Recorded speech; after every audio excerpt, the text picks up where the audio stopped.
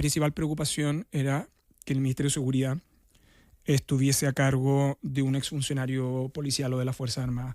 Por una razón muy simple, porque el Ministerio de Seguridad no es un ministerio operativo, es un ministerio de gestión de política pública, pero que uno de sus roles centrales tiene que ver con el control de las fuerzas de orden y seguridad.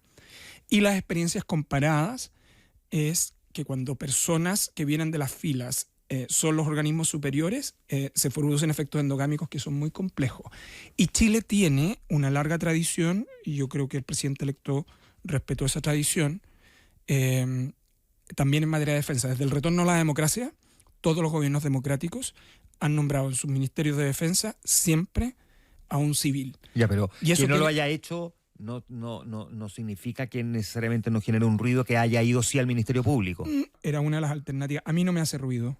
Yo lo único que he dicho es que hay que tener, desde el punto de vista de las expectativas públicas, hay que tener con cuidado con pedirle a la futura ministra que en el cargo de ministra de Seguridad pueda tener los mismos desempeños como fiscal regional. Son dos atribuciones completamente distintas.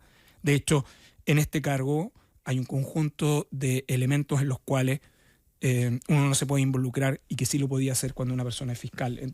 Yo tomaría más bien el activo que implica haberse desempeñado por largo tiempo en el Ministerio Público como una contribución a seguir mejorando la agenda de seguridad.